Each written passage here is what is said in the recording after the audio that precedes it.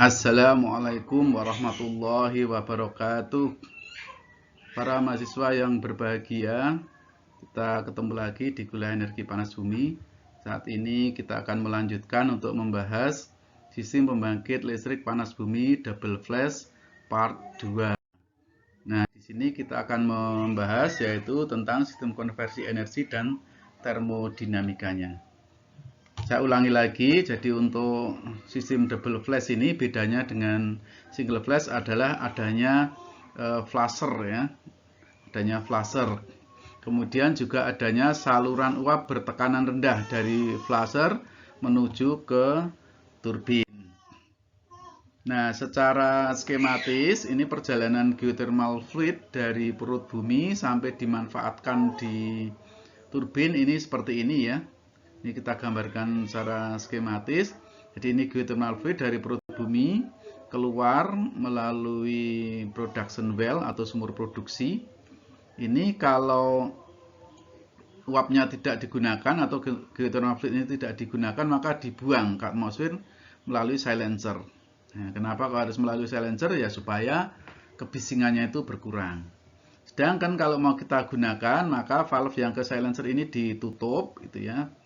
Kemudian dialirkan ke atas ini, masuk ke siklon separator. Nah, di siklon separator, geothermal fluid itu terbagi menjadi dua. Yaitu yang berupa uap, dia akan naik ke atas ini, sedangkan yang berupa cairan, dia akan turun. Nah, cairan ini nanti tidak langsung dibuang, diinjeksikan ke perut bumi, tapi nanti diproses lagi, di flash lagi untuk mendapatkan uap tekanan rendah. Nah, sedangkan uap yang di sini yang tekanannya lebih tinggi, ini langsung dialirkan ke turbin ya melalui moisture remover. Ini untuk membuang bintik-bintik air yang masih terbawa di dalam uap itu. Ini masuk ke turbin tekanan tinggi atau high pressure turbine. Sedangkan cairan tadi ini di flushing lagi ya, di flasher ini. Jadi prosesnya namanya flushing, ini alatnya namanya flasher. Nah, dari sini ini ya karena tekanannya itu diturunkan, maka sebagian dari geothermal dari cairan tadi itu akan menjadi uap, tapi tekanannya rendah ya. Nah, melalui steam piping atau pemipaan uap ya, tekanan rendah ini, maka uap tadi itu dialirkan ke turbin uap bagian yang tekanan rendah. Nah, kemudian keluar dari turbin, uap ini langsung dikondensasikan di dalam kondenser ini, ya. Kemudian menghasilkan suatu kondensat, ya, atau air hasil kondensasi. Nah, pendinginan di dalam kondenser ini menggunakan cooling water ini yang didapatkan dari pendinginan di cooling tower. Nah, sebetulnya di sini ini ada cooling tower ini yang tidak digambarkan, gitu ya. Nah, gitu. Nah, kemudian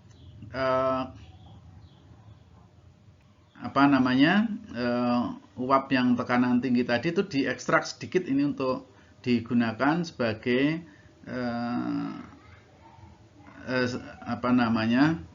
digunakan di steam ejector ini. Nah, fungsi dari steam ejector itu adalah untuk membuang non-condensable gas dari kondenser sehingga kondenser ini dapat mempunyai kemampuan untuk bekerja di tekanan yang sangat rendah, gitu ya. Ini saya ulangi lagi, ini dari flasher ini baru yang berupa cairan ini diinjeksikan ke perut bumi ya melalui injection well ini atau sumur injeksi.